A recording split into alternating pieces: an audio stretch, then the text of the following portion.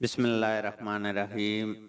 एक चोर बादशाह के माल में चोरी करने के इरादे से गया। रात का वक्त था और माल के एक कमरे से बादशाह और उसकी बीवी की गुफ्तगू की आवाज़ आ रही थी।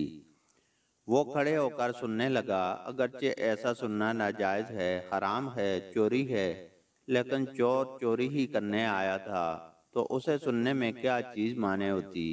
आखिर वो चोर ही तो था। तो उसने सुना कि बादशाह अपनी बीवी से कह रहा है और उसकी बीवी हाँ में हाँ मिला रही है कि मैं अपनी बेटी की शादी ऐसे आदमी से करूँगा जो निहायत मुत्तकी और परहेज़गार हो, जो बहुत बड़ा अल्लाह वाला हो। मैं बच्ची की किसी और से शादी नहीं करूँगा।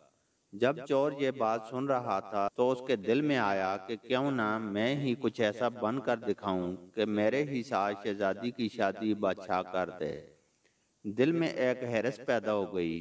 अब वो चोरी को तो भूल गया लेकिन धोखा पर उतर आया और घर में जाकर बहुत देर तक सोचने लगा कि किस तरह मैं इस बात में कामयाब हो सकता हूँ। तो एक तदबीर उसकी समझ में आई कि बादशाह के माल के करीब एक मस्जिद है।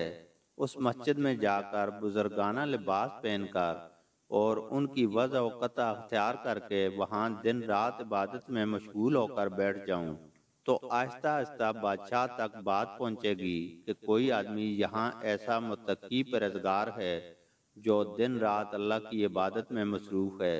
तो हो सकता है कि बादशाह की निगाह इंतखाब मेरे ऊपर पड़ जाए और मैं चुन लिया जाऊं और शहजादी से मेरी शादी हो जाए। भाइयों, ये उसका एक निहायत हकीर दुनियावी मकसद था जिसके लिए उसने ये इरादा किया और उसने अपने प्रोग्राम के मुताबिक बुजुर्गों का लिबास अख्तियार करके उस मस्जिद में जाकर नमाजों पर नमाज, ज़िक्र व तिलावत, मुराक़बा सब शुरू कर लिया।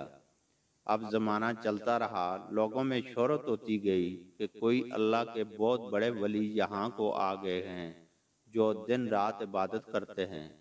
अब इस खबर से लोगों की आमदरफ्त का एक सिलसिला शुरू हो गया। यहाँ तक कि बादशाह तक खबर पहुँच गई कि यहाँ कोई अल्लाह वाले आकर बैठे हैं।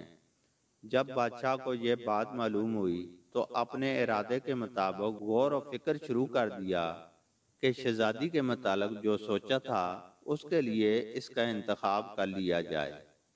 बादशाह ने इस सिलसिला में गुफ्तगू के लिए अपने वजीर को भेजा।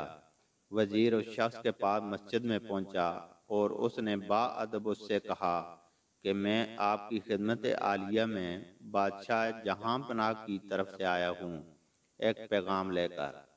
उसने कहा, क्या पैगाम है?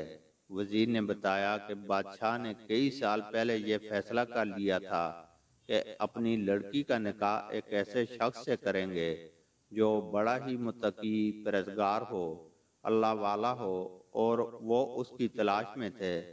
अब जो नज़र गई तो नज़र इंतखाब आप पर आकर रुक गई है, लिहाजा बादशाह ने मुझे भेजा है कि इस सिलसिले में आपसे गुफ्तगू करूं। अगर आप इसके लिए तैयार हों तो फरमाइए, अगली नशिस्त के अंदर इस सिलसिले की कोई कार्रवाई आगे बढ़ाई जाए। वो शख्स जो दरअसल इसी तमन्ना व आरजू में यहाँ आकर बैठा था, वो बहुत देर तक वजीर की गुफ्तगू सुनता रहा। उसके बाद उसकी आंखों से आंसू जारी हो गए। वजीर ने पूछा कि क्या बात हो गई? तो कहने लगा कि आज जो पैगाम लेकर आप आए हैं ये पैगाम मुझे मंजूर नहीं है। वजीर ने कहा कि क्यों मंजूर नहीं? उसने कहा कि देखिए, मैं साफ साफ आपको बताता हूँ कि मैं असल में एक चोर था और मैं बादशाह के महल में चोरी के इरादे से एक मर्तबा गया था। फिर जो कुछ भी हुआ उसको सुनाया और उसके बाद उस चोर ने कहा कि मैंने तो ये वज़ो क़ता इसी हिर्स की वजह से अख्तियार की थी, लेकिन जब मैं यहाँ आकर बैठा तो खुदा ने मुझे अपना बना लिया। अब बस इसके बाद मुझे किसी की ज़रूरत नहीं है।